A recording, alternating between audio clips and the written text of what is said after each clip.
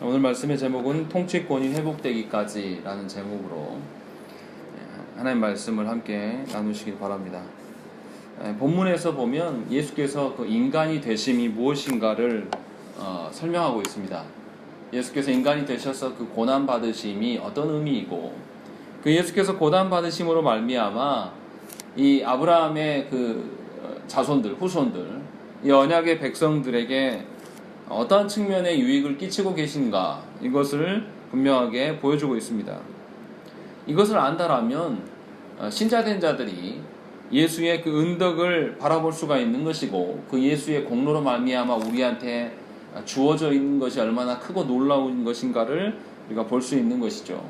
그래서 우리의 인생 가운데, 또 우리 역사 가운데 예수께서 우리에게 보이신 것들을 근거로 말미암아 하나님 나라의 역사를 우리가 그려갈 수가 있다는 것이죠.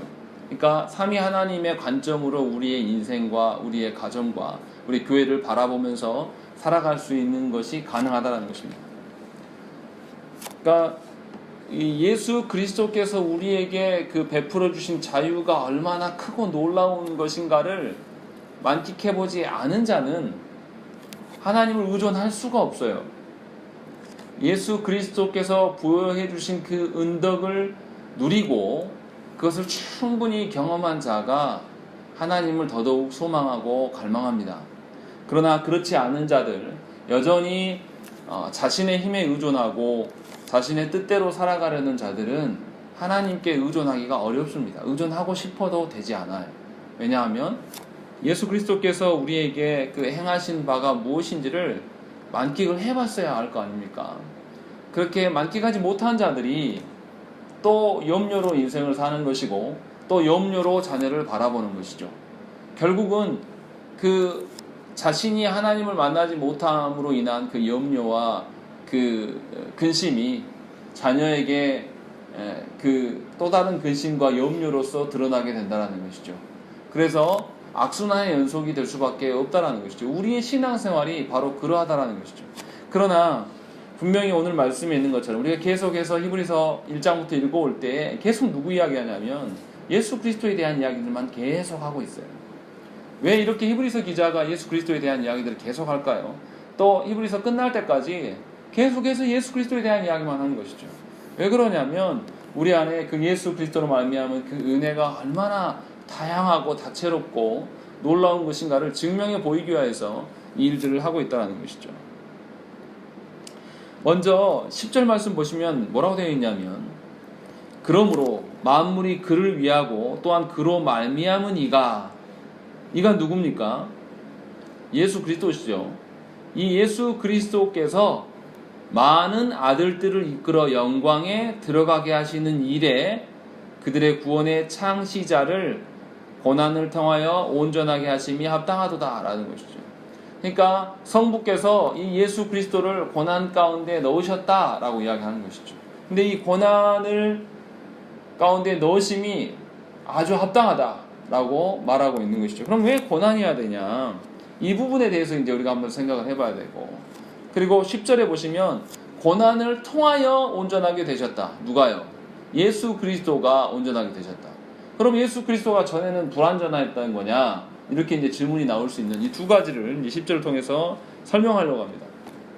자, 이 말씀을 읽고 있는 그리스의 그 영향을 받은 로마 시대의 사람들, 그때 당시에 그 사람들이 생각하는 신과는 어떤 것이냐면요, 신은 고통받아서는 안 돼요.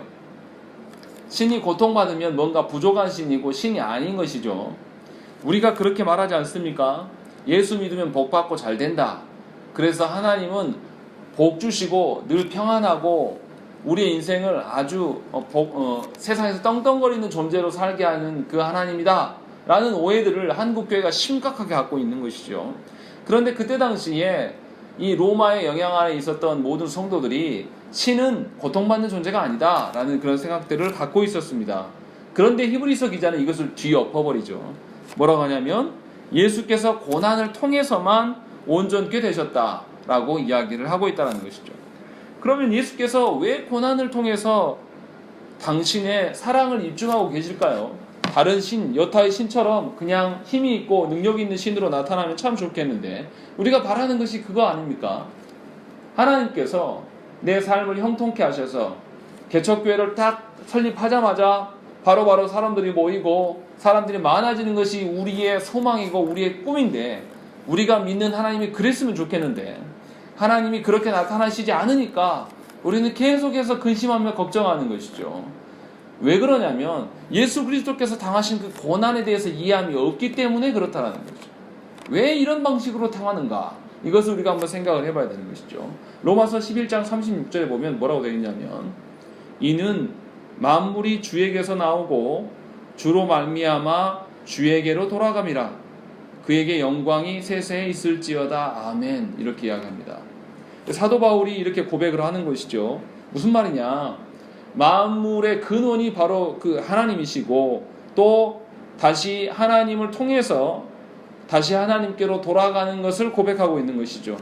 이것을 우리식으로 다시 이야기하면 하나님이 모든 만물의 목적 되시고 그 목적 대신 하나님께 이르는 방편 역시도 하나님이셔야 한다. 하나님의 방편을 따라야 함을 이야기하고 있는 것입니다. 그러니까 예수께서 누구의 근거에서 당신의 사역을 이뤄 가시냐면 하나님의 성품을 닮아서 사역을 이뤄 가실 수밖에 없는 것이죠. 하나님의 그 어떠하심에 근거하여서 자신의 구속 사역을 펼쳐 가시는 방법이에요. 그런데 하나님이 긍휼이 많으시고 거기다가 공의로우신 하나님이란 말이죠. 긍휼이 많으셔서 자신의 하나밖에 없는 아드님을 내어주실 정도의 그 하나님이시고 그리고 그 하나님의 성품이 공의로우심이에요. 공의를 실현하지 않고는 진행하시지 않는 하나님. 그래서 성부 앞에서 예수께서 어떻게 하냐면 그 하나님의 그 공의로운 특징, 그 성품대로 공의를 수행하시며 나아가는 거예요. 그러니까 이 고난의 기대에 설 수밖에 없는 것이죠. 왜냐하면 인간이 하나님과의 언약을 깨뜨려서 이 범죄에 대한 책임을 인간 되셔서 그것을 완전히 수행하심으로 말미암아 죽음에 이르기까지 내려감으로 말미암아 고난 당하심이 분명히 전제되어야 된다는 것이죠. 이것이 하나님의 성품을 닮아가는 우리의 방식이라는 것이죠. 그러니까 예수 믿는 자들이 하나님의 방편대로 서야 되는데 방편대로 서지 않고 그것을 버리는 것은 예수님의 그 가치를 무시하는 것이고 예수님의 사역 자체의 그 방편을 무시하는 것이고 결국은 하나님의 성품마저도 오해하고 있다는 것이죠. 그래서 하나님의 성품이신 이 공의로우심을 교회가 수행하지 않게 된다는 것이죠. 불합리하게 부조리하게 무엇인가를 일을 처리하면서 다 인맥으로 되는 거야 라고 이야기하면서 말하는 것은 사실은 교회가 아닙니다. 분명히 교회는 하나님의 방편으로 하나님으로부터 출발해서 하나님의 방편으로 세워졌다가 다시 하나님께로 돌아갈 자들이에요. 그러면 분명히 교회가 생존하는 방식과 교회가 하나님 나라를 향해서 걸어가는 방식은 하나님의 성품을 닮아 있어요. 그러니까 교회가 더디고 어려울지라도 공의의 방편을 통해서 하나님의 사역들을 진행해 가야 되는 것입니다. 그거 없이 우리의 욕망대로 이렇게 하면 결과가 나오겠는데 이런 방식으로 취하는 것은 우리 스스로가 나는 타락한 존재입니다. 나는 예수 그리스도의 그 방편을 무시하는 자입니다. 그래서 나는 성도가 아닙니다. 라는 것을 스스로 입증해내는 것이고 이 입증해내는 결과물들은 우리가 심판대에 섰을 때에 분명히 이것을 증거로 말미암아서 우리가 하나님 앞에 서게 될 것이라는 것이죠. 그러니까 대형교회들이 뭔가 건축을 하면서 부조리를 저지르면서 이 모든 것이 하나님의 뜻대로 되었다라고 말하는 것은 하나님을 향한 엄청난 기만이고 도전입니다. 하나님의 성품조차도 자기의 욕망을 이루기 위해서 다 곡해시키는 아주 하나님을 향한 대적하는 것이죠. 이것은 참담하게 이룰 수 없는 그런 지경에 이른 것이죠. 그런데 우리는 그런 교회를 보면서 그렇게 커지기를 바라고 욕망하고 있다는 것입니다. 뭔가 잘못된 정도가 아니라 심판을 받아도 12번 이상 받을 그런 상황에 놓여 있는 것이죠. 얼마나 우리가 하나님에 대해서 오해하고 예수 그리스도의 사역에 대해서 아는 바가 없으면 그렇게 할 수 있겠습니까? 그러나 분명히 히브리서 기자는 우리한테 고난이 있어야 됨.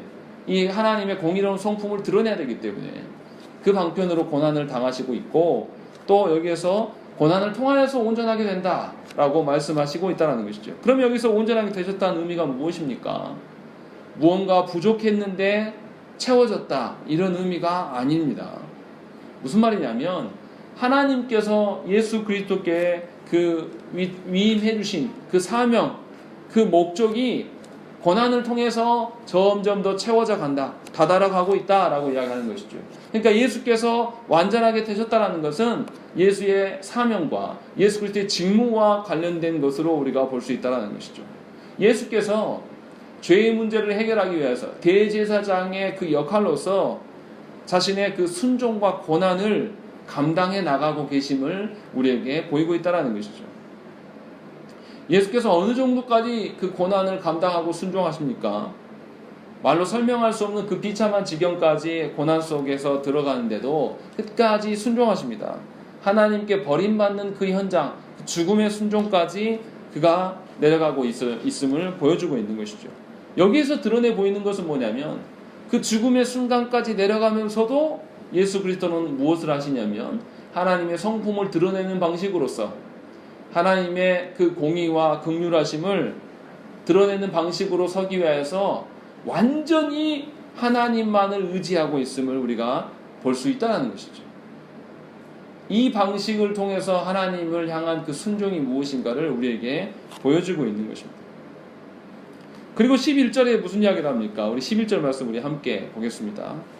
읽겠습니다. 시작. 거룩하게 하시는 이와 거룩하게 함을 입은 자들이 다 한 근원에서 난지라. 그러므로 형제라 부르시기를 부끄러워하지 아니하시고. 예, 여기서 두 가지를 이야기를 합니다. 이 예수께서 분명히 거룩하게 하시는 이인데 거룩하게 함을 입은 자들과 한 근원에서 나왔다라고 이야기를 하는 것이죠. 어떻게 이게 가능합니까? 이 예수 그리스도를 향해서 우리가 형님 이렇게 말할 수 없는 존재인데 예수님께서는 어떻게 하냐면 그것을 인정하신다는 거예요. 우리 같은 것들과 예수께서 인간 되심이 다 성부로부터 나온 것이다 라고 인정해 주고 계신다는 것이죠. 이거 엄청난 놀라운 이야기예요. 예수께서 우리를 그렇게 바라보고 계신다는 것이죠. 우리는 어떻습니까? 우리는 교회 안에서 믿음의 어떠함을 얼마나 평가하고 뒷담화를 우리가 합니까? 그 사람이 이랬대, 이런 말을 했대, 그 사람은 예배 시간에도 허튼 짓 하고 졸고 뭐 어쩐데, 그 사람은 기도 생활도 안 해 하면서 우리는 우리하고 약간 차이가 나도 그 사람을 판단하고 정죄하는 데 아주 능숙해요.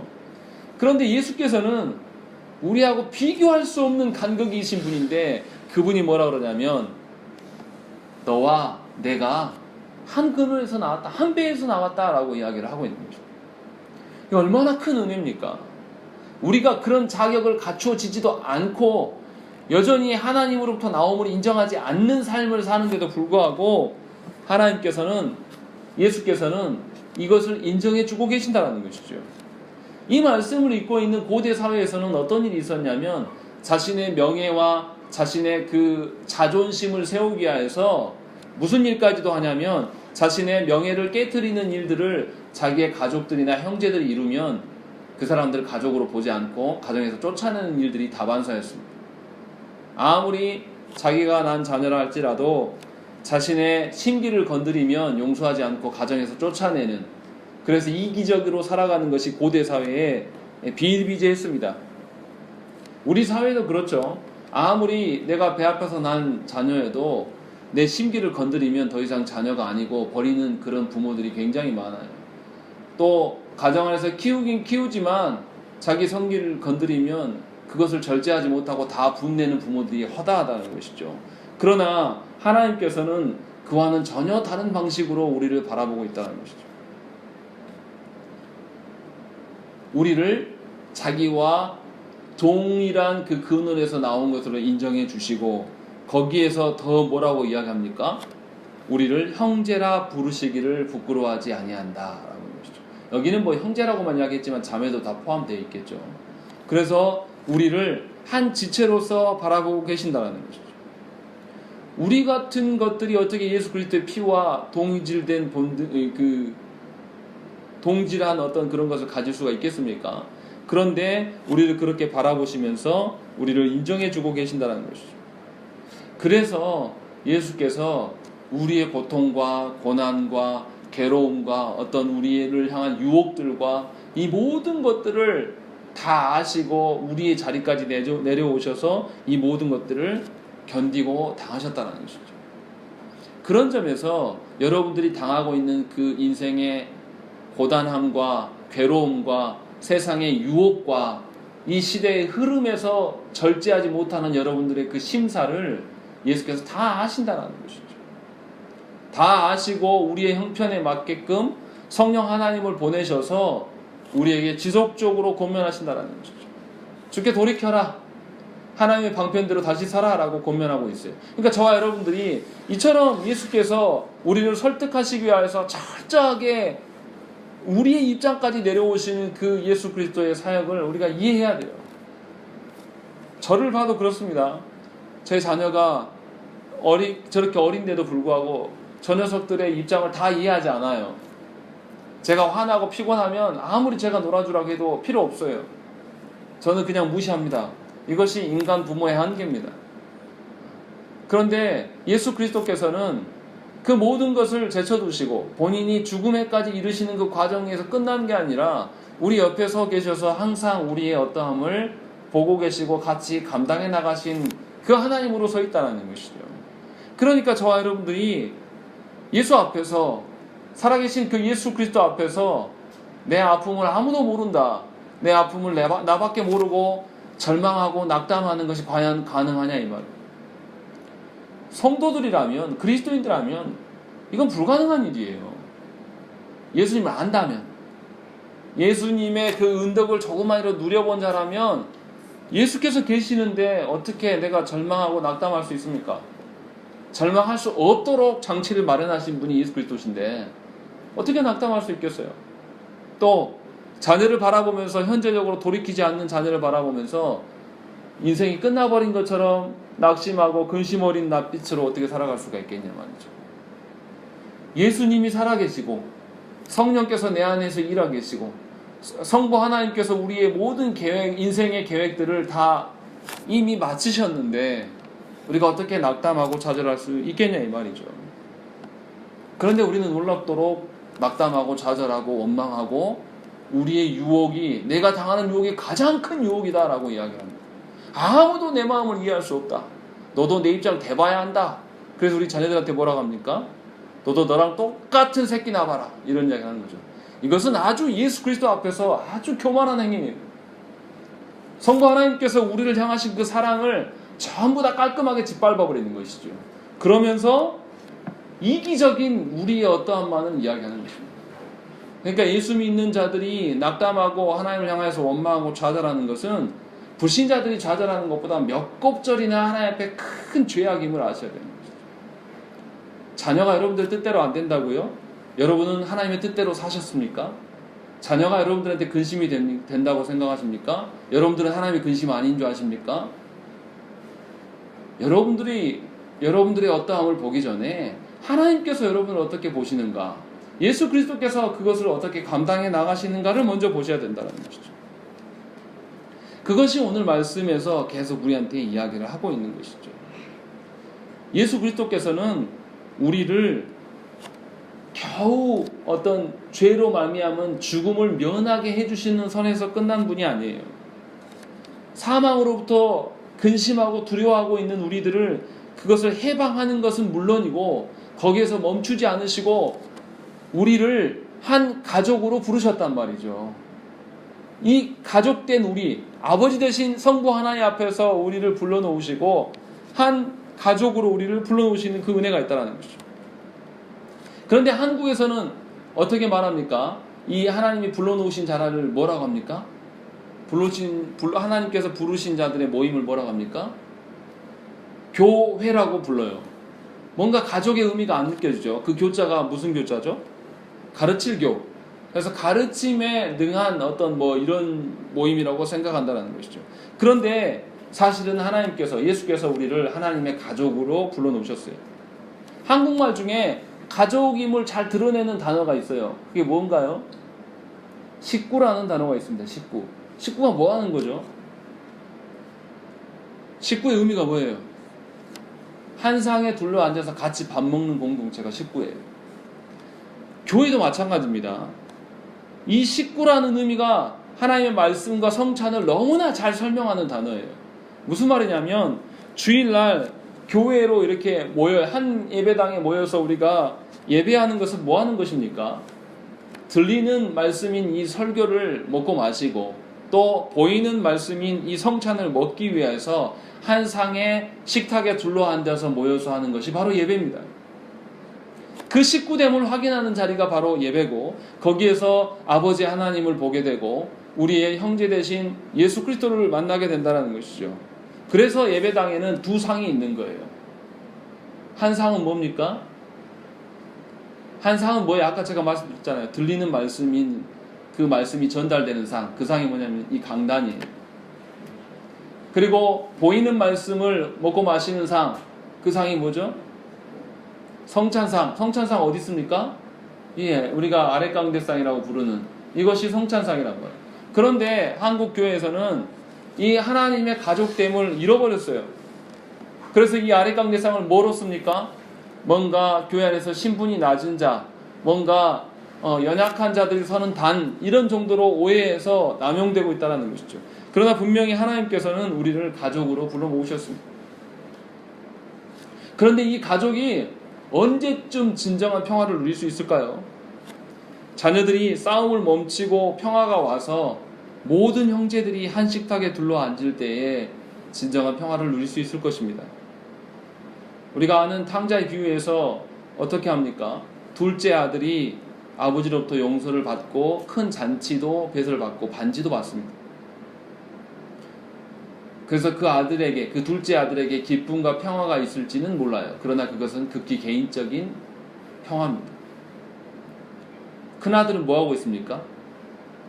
잔치에 참여하지 못하고 밖에서 불평하고 있는 것이죠. 사실은 하나님께서 원하시는 것은 큰 아들과 작은 아들이 이 한 상에 모여서 하나님의 말씀을 듣고 하나님의 말씀을 먹고 마시는 그런 자리로 나오는 것이 하나님께서 원하시는 그런 진정한 가족됨의 모습이라는 것이죠. 그래서 저와 여러분들이 하나님께 우리의 가족됨을 확인해야 돼요. 그게 뭡니까? 우리 육신적인 가족을 구원하는 것은 물론이거니와 하나님을 알지 못하는 아직도 세상에 있을 우리의 가족 구성원들을 찾아 나서는 것이 우리가 해야 될 일이라는 것이죠. 그래서 예수 그리스도께서는 화목된 한 상에 둘러 먹고 마시는 공동체로서 교회를 불러놓으시고 계신다는 것입니다. 이 얼마나 기쁜 일입니까? 우리를 종 부려도 되는데 하나님께서는 그렇게 하지 않으시고 예수 그리스도께서는 우리에게 같은 상에 함께 모여서 당신을 뜯어서 나눠주시고 당신의 피를 쏟아서 우리에게 마시우게 하시면서 성부 하나님께 동등한 자녀됨으로 나아갈 수 있는 길을 여셨다는 것입니다. 우리는 하나님의 집에 개가 돼도 감사해야 될 자들인데 하나님 그렇게 안 하시고 개도 아니고 종도 아니고 하나님의 자녀로 삼아 두셨다는 거죠. 그럼 자녀된 우리들 어떻게 살아야 되겠습니까? 하나님께서 자녀된 우리에게 우리의 인생을 하나님의 가족으로 식구로 불러 모으셨어요. 그럼 우리가 어떻게 해야 되겠습니까?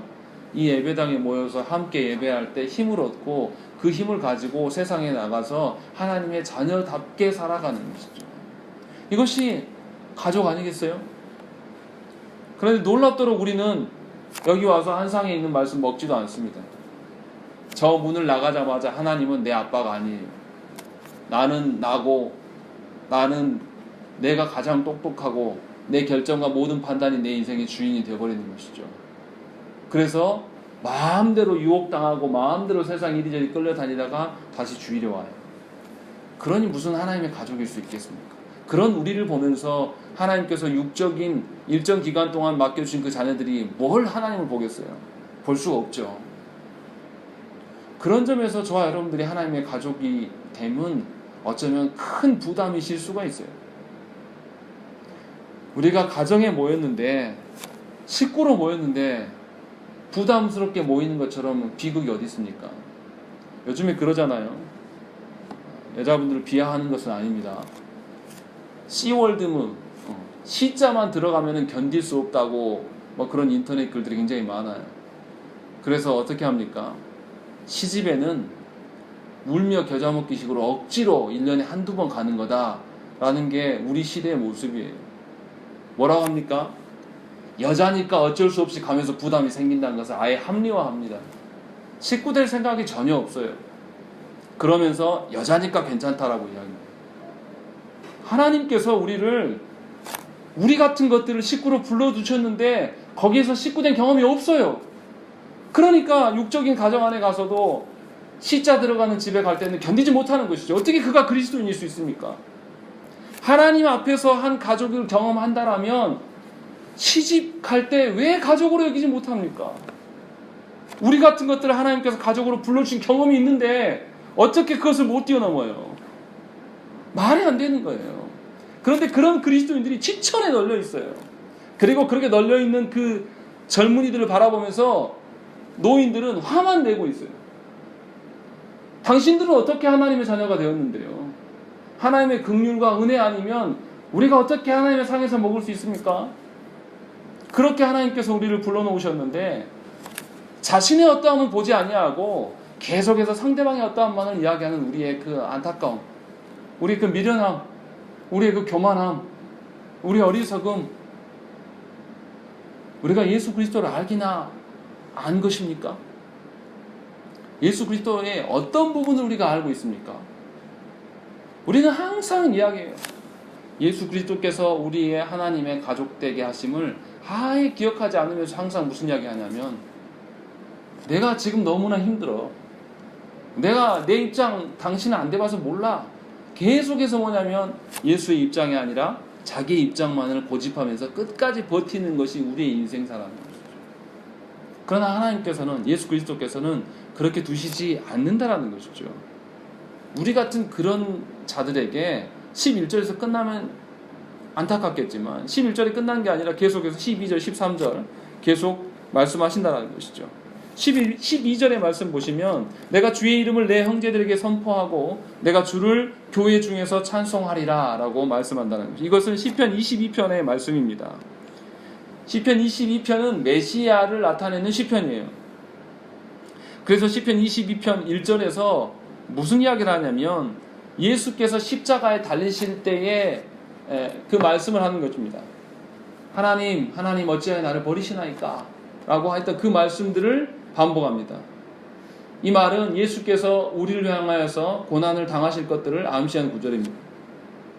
그리고 그 고난 당하시던 그 분이 반전이 일어나요. 갑자기 존귀한 자가 됩니다. 자기 형제 자매들을 위하여서 대신 죽으셨는데 그 죽으신 예수를 하나님께서 높이시고 하나님의 영광과 존귀의 관을 씌우십니다. 그리고 그 예수 그리스도로 말미암아 세상을 다스릴 수 있는 어떤 그 권한을 부여하셔요. 그런데 놀라운 것은 예수께서 그 권한을 누구와 나누십니까? 바로 인간과 나누시면서 예수 그리스도의 죽음과 부활이 우리에게 어떤 혜택이 있는가를 보여주신다는 것이죠. 이러한 반전이 바로 누구에게 주어져 있는 거냐면 하나님의 가족된 우리에게 보여주고 있는 것이죠. 이 승리를 맛보게 하시고 하나님의 통치권을 우리에게 위임해 주시는 그러한 역사가 우리 가운데 있다는 것이죠. 그것을 지금 12절에서 이야기를 하고 있는 것이죠. 그래서 이 승리를 경험한 자들은 이 경험한 자들을 통해서 이 땅을 다스리기 때문에 이 땅 안에 있는 또 다른 하나님의 자녀들을 발굴해내고 교회의 면모를 갖춰갈 수가 있다는 것이죠. 아브라함이 하나님께서 아브라함을 택하신 이유가 무엇입니까? 네 가족만 잘 먹고 잘 살아라 이렇게 부르신 게 아니에요. 분명히 창세기 12장에서 지난주에도 설교 때 말씀드린 것처럼 아브라함을 통해서 뭐를 하시겠다고요? 온 열방이 하나님을 보게 하시겠다. 그래서 아브라함을 복의 통로로 만드시겠다라고 분명하게 말씀하셨단 말이죠. 그런 방식으로 우리를 하나님께서 부르고 계신다는 것이죠. 그러한 방식으로 우리에게 복의 통로가 되게끔 통치권을 회복시켜 주시는 이 예수 그리스도의 역할이 우리 가운데 드러나 있다는 것이죠. 그렇기 때문에 분명히 우리를 왕으로 세우셨는데 우리가 세상의 노예로 살아가면 되겠냐 이 말이에요. 예수 그리스도께서 성부로부터 통치권을 받으시고 이 받으신 통치권을 다시 우리에게 회복시켜 주셨어요. 원래 누구한테 주셨던 건데요? 원래 아담에게 주셨던 이 통치권을 아담이 범죄함으로 말미암아 잃어버린 이 통치권을 예수 그리스도께서 다시 회복시켜 주셔서 특정 누구에게만 주시는 게 아니라 모든 가족 구성원들, 하나님의 가족 구성원들에게 이 모든 것을 부여하셨어요. 그러니까 저와 여러분들은 단순히 죄로부터 벗어나서 사망만 이겨내는 그 정도가 아니라 거기에서 우리에게 하나님께서 아무것도 한 것도 없는 우리들에게 하나님 나라의 통치권을 부여하고 계신다는 것이죠. 그래서 놀라운 거예요. 그리고 13절에 뭐라고 되어 있습니까? 내가 그를 의지하리라 라고 되어 있습니다. 이 말은 어디서 온 거냐면 이사야서 8장 17절에서 가져왔어요. 이사야서 8장의 그 배경이 무엇이냐면 유다가 지금 이 아수르와 북이스라엘의 침공 가운데 놓여 있어요. 그냥 북이스라엘이 몰려와도 힘들어 죽겠는데 그때 당시에 최대 강국인 이 아수르가 군사를 몰고 다가왔어요. 그래서 이제 항복할 것을 요구합니다. 그런데 이사야는 뭐합니까? 자신들을 대적하고 있는 이 원수들을 두려워하지 말고 누구를 두려워하라고요? 하나님을 두려워하라고 말하고 있는 것입니다. 그러면서 내가 하나님을 의지하리라 라고 이사야가 고백하고 있는 것을 그대로 가져온 것이죠. 왜냐하면 이사야는 이 전쟁의 승리가 하나님께 속하였음을 알고 있었어요. 하나님께서 모든 통치권을 자신에게 부여하셨고 자신은 하나님 나라 백성이기 때문에 하나님 나라 가족이기 때문에 하나님께서 이 모든 것을 승리케 하실 것들을 믿었다라는 것이죠. 이 이사야가 그 믿음을 가진 것처럼 예수 그리스도께서도 온전히 하나님만을 의존함으로 하나님만을 의지함으로 자신의 사역을 감당해 나가셨다는 것이죠. 그래서 죽음의 순간까지도 하나님만을 의존하는 모습을 보여주셨어요. 왜 이렇게 하셨습니까? 인간에게 성부 하나님과의 그 화목을 이루게 하시기 위하여서 예수께서 이 대제사장의 직무를 감당하셨다는 것이죠. 그렇기 때문에 신자가 하나님 외에 다른 것을 의존할 수 있는 것은 불가능합니다.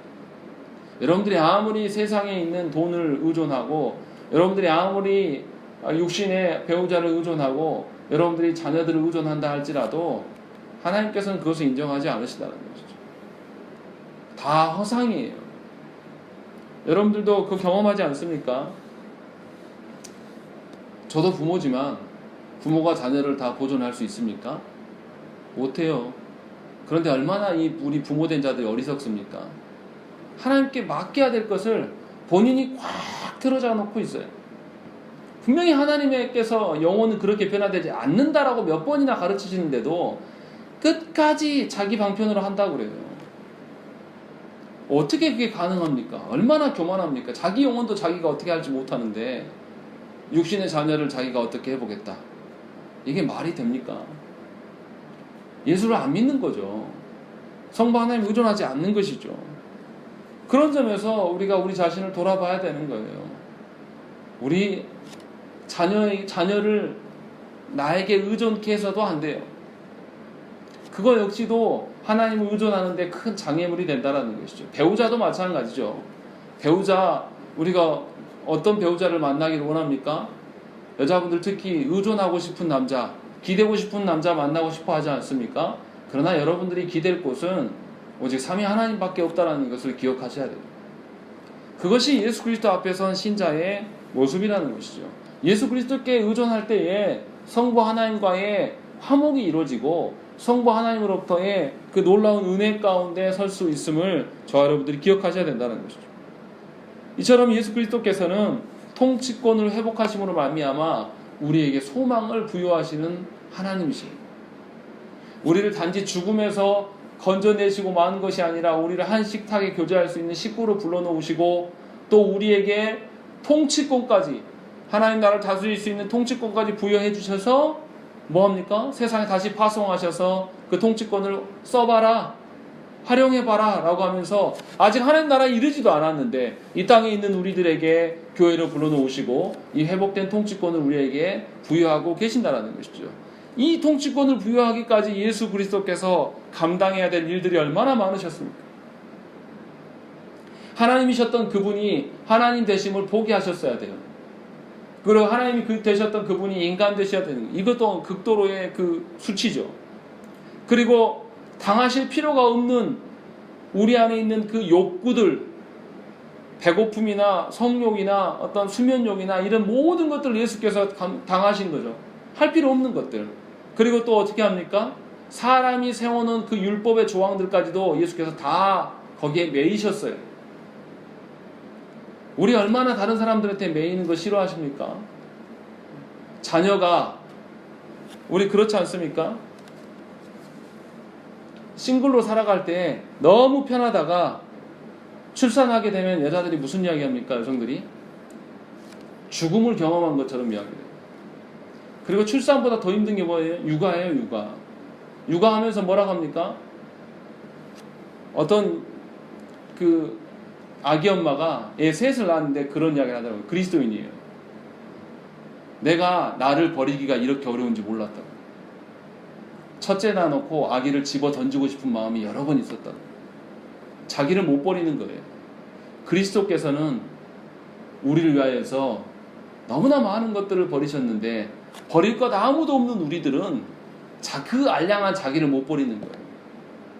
그래서 자녀를 키울 때 자기의 승질대로 키우는 거죠. 자기를 못 버리니까. 셋을 낳았어도 똑같다는 거예요. 그러면서 하나님의 사랑이 얼마나 큰지 예수 그리스도께서 하신 일들이 우리가 도무지 흉내낼 수도 없다는 것을 엄마로서 살아보면서 너무나 절실히 깨닫고 있다. 이 일들을, 이런 것을 고백하는 것을 들었습니다. 그만큼 우리는 이기적인 존재예요. 그러나 하나님께서는 우리를 사랑하셔서 우리에게 회복되시는 통치권까지 부여하셨습니다. 그리고 또 무슨 이야기 합니까? 14절부터 16절에 보시면 우리 함께 읽겠습니다. 14절 16절 합독해서 읽겠습니다. 시작. 자녀들은 혈과 육에 속하였으되 그도 또한 같은 모양으로 혈과 육을 함께 이기심은 죽음을 불러하여 죽음의 세력을 잡자 곧 마귀를 멸하시며 또 죽기를 무서워하고 한평생 되어 종도로 가는 모든 자들을 도와주려 하심이니 이는 확실히 천사를 붙들어 주려 아니하고 오직 아브라함의 자손을 붙들어 주려 하심이라. 아멘. 마귀가 원래부터 그 죽음의 지배권을 가진 것이 아니었습니다. 하나님께 반역하도록 인간을 미혹하고 유혹함으로 말미암아서 인간이 하나님을 떠나게 되니까 죽음, 사망이 찾아오게 된 것이죠. 그때에 마귀가 죽음에 대한 권세를 얻게 된 것입니다. 그러니까 사망은 이 사망을 사망시키는 방법 아니고는 그 권세를 없앨 수가 없어요. 무슨 말이냐면 죄의 결과가 사망이기 때문에 이 죄의 결과를 없이 하지 않고는 사망 앞에서 우리가 자유할 수가 없다는 것이죠. 그래서 사탄이 가진 이 권세는 모두 다 사망이 준 권세이고 결국은 인간의 죄를 기반으로 하고 있습니다. 그러니까 이 죄에 대한 책임으로 죽을 수밖에 없는 이 인간 우리를, 죄인의 상태된 우리를 사탄의 권세에서 해방시켜 주신 분이 바로 예수 그리스도십니다. 그래서 예수께서 죽으신 거예요. 그래서 죽으심으로 말미암아 다시 거기서 부활하심으로 말미암아 우리가 더 이상 사망의 사탄의 지배 아래 있지 않다라는 것이죠. 이러한 자유를 우리에게 주셨어요. 그런데도 불구하고 여전히 우리가 죽음을 두려워하고 우리의 인생 앞에서 죽음으로 빚어진 모든 것들을 두려워하는 것은 예수 그리스도의 하신 구속 사역을 이해하지 못한다라는 것이죠. 그리고 예수 그리스도께서 어떻게 하십니까? 자신이 온전한 그 순종함을 보이셔서 죽음에 대한 두려움보다 하나님 앞에서의 그 순종함이 우리가 살 길임을 분명하게 우리에게 제시해 주셔서 우리 통치권의 근원이 누구이신가를 반드시 보여준다라는 것이죠. 그래서 우리가 더 이상 이제 세상의 유혹과 세상의 어떤 그런 것 때문에 매이지 않을 수 있는 힘이 있는 자들이에요. 누구로 말미암아? 예수 그리스도로 말미암아. 그러니까 성도된 자들이 세상의 유혹 앞에 넘어지고 세상의 유혹 앞에서 흔들리는 것은 예수 그리스도의 그 능력 안에 있지 않다라는 것이죠. 그러니까 내가 세상에 자꾸 유혹받고 거기서 넘어지는 것은 나의 죄 때문인 것이지 예수 그리스도의 무능함 때문이 아니라는 것이죠. 예수 그리스도께서는 항상 우리에게 죄의 지배 가운데 두지 않기 위하여서 성령님을 우리에게 두시고 그것을 작용케 하신다는 것이죠. 그러니까 우리에게 주신 것들이 무엇인지를 우리가 생각해보고 하나님께 바로 설 수 있는 길을 늘 살펴야 된다는 것이죠. 중요한 것은 16절입니다. 뭐라고 되어 있습니까? 이 모든 통치권을 천사들에게 주시려고 하는 게 아니다. 그러면서 누구에게 줬냐면 오직 아브라함의 자손을 붙들어 주려 하십니다 라고 되어 있는 것이죠. 이 말이 무슨 말씀입니까? 예수 그리스도께서는 모든 사람을 위해서 죽으시지 않으셨다는 거죠. 예수 그리스도께서 택한 자들을 위해서 죽으시고 택한 자들에게만 하나님의 통치의 권세를 부여하신다는 것이죠. 그러니까 저와 여러분들은 특권을 가진 자예요. 어떤 아무나 취하는 그런 게 아니라 하나님으로부터 특권을 가진 자예요. 그러면 특권을 가진 자가 어떻게 살아야 되겠습니까? 특권을 가진 자처럼 살아야 되는 것이죠. 아담에게 처음에는 하나님 주셨어요. 모든 인류에게 주신 것이죠. 그런데 아담이 타락함으로 말미암아 특권을 내던져버렸어요. 그러자 하나님께서 특권을 잃어버린, 통치권을 잃어버린 자들을 다시 회복시키고 예수 그리스도께서 감당하심으로 말미암아 회복시켜서 우리에게 다시금 통치권을 부여하시는데 모든 인류에게 주신 것이 아니라 하나님의 언약 백성인 이 아브라함의 후손들에게만 그 통치권을 부여하고 계신다라고 밝히고 있다는 것이죠. 이것이 저와 여러분들이 누리는 성도됨이에요. 그리스도인됨이라는 것이죠. 얼마나 놀라운 것입니까? 우리가 죄를 짓지 않을 수 있는 힘을 이미 하나님께서 우리에게 부여하고 계신단 말이에요. 그런데도 우리는 항상 죄를 짓고 항상 기도하러 나올 때 뭐합니까? 맨날 일주일 동안 내가 그 살지 못했습니다. 이거 계속 반복해요. 하나님이 힘을 주셨는데도 그 힘을 쓰지 않고 자신의 힘에 의존하면서 자신을 믿고 자신을 신뢰하는 방식으로 인생을 산다는 것이죠. 그런 점에서 돌이키셔야 됩니다. 우리는 하나님의 식구예요. 예수께서는 이처럼 우리에게 신실한 대제사장이 되셨습니다. 대제사장이 되시기 위하여서 온전한 자로 고난을 받으셨어요. 예수 그리스도께서는 아론 계열의 대제사장이 아니라 멜기세덱의 그 반차를 따른 대제사장이셨습니다. 이게 무슨 의미입니까? 예수께서는 스스로 제물이 되어주셔서 더 이상 제물이 없게 하셨습니다. 얼마나 우리를 편하게 하셨습니까? 아론의 반차를 따른 아론의 계열들은 어떻습니까? 늘 반복되는 제물을 하나님께 드려야 되고 언제나 희생이 필요했던 자들이에요. 그러나 예수께서 우리에게 오셔서 이제 예수만 계시면 우리 대제사장 되셔서 우리의 죄 문제를 해결하시는 것뿐만 아니라 예수 앞에 서면 더 이상 제물도 필요 없는, 이미 예수께서 제물 되어주셨기 때문에 우리가 할 일이 없는 그런 상태가 된 것이죠. 그래서 우리가 해야 될 게 뭐냐면 이 하나님의 집에 모여 우리가 하나님을 찬양할 것이 우리가 해야 되는 것이죠. 그래서 12절에 그렇게 말하는 거죠. 내가 주의 이름을 내 형제들에게 선포하고 내가 주를 교회 중에서 찬송하리라 라고 되는 것이죠. 더 이상 죄에 대해서 눈물 짓고 더 이상 회개하느라 벌벌 떠는 그런 방식이 아니라 성부 하나님을 얼굴을 기쁨으로 맛보고 그와 함께 잔을 나누면서 찬양의 어떤 모습들이 우리 가운데 드러나요. 그것이 우리의 인생사다라고 고백하고 있는 것입니다. 그러니까 저와 여러분들이 기억하셔야 될 게 무엇입니까? 여러분의 인생은 이미 복된 인생이고 여러분들은 하나님의 자녀로서 하나님의 그 특권을 유지할 수 있는 충분한 힘을 삼위 하나님께서 우리에게 부여하고 계신다는 것을 잊지 마셔야 된다는 거죠. 우리의 삶에 그것이 드러나지 아니하는 것은 우리가 그것에 귀 기울이지 아니하고 우리가 삼위 하나님과 무관한 삶을 계속 살려고 하는 우리의 죄성 때문임을 기억하시고 늘 우리가 예수 그리스도께 우리의 죄의 문제를 구하고 나아가셔야 된다는 것이죠. 예수께서는 이처럼 우리에게 우리의 살 길과 그냥 죽음에 있는 자들을 그냥 건져놓고 마시는 게 아니라 건져놓고 우리를 하나님의 집의 자녀로 하나님의 기업을 먹고 살아갈 수 있도록 주시고 모든 하나님 나라 이를 때까지의 모든 그 보편의 길들을 마련하시고 이끄시고 계심을 저 여러분들이 아셔야 된다는 것이죠. 이것이 하나님의 가족된 우리들의 모습이라는 것이죠. 그것을 우리에게 히브리서 기자는 말씀하고 있는 것입니다. 그래서 기독교가 기독이에요. 기독, 그리스도. 그래서 그리스도로 말미암아 출발하여서 다시금 하나님께 갈 수 있는, 그러니까 저와 여러분의 삶의 모든 방편, 모든 근원, 모든 그 목적지가 바로 삼위 하나님임을 반드시 기억하셔야 된다는 거죠. 여러분의 삶의 방식 어떻습니까? 여러분들이 생각하고 계획하는 그 방식대로 여러분들의 삶이 사라질 것이라고 생각하십니까? 우리는 그렇게 생각하잖아요. 직장에 의해서 내 삶이 달라질 것이다. 배우자에 의해서 내 삶이 달라질 것이다. 또 어떤 다른 요소들 때문에 내 삶이 분명히 달라질 것이다.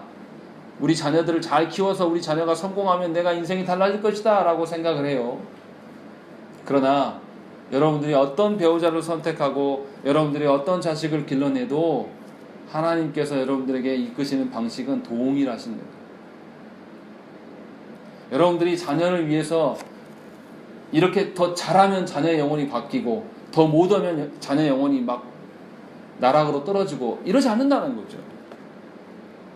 예수 그리스도께서 우리를 이끄시고 성령께서 우리를 이끌어 가시기 때문에 그 방편으로밖에 우리 갈 수밖에 없다는 거죠.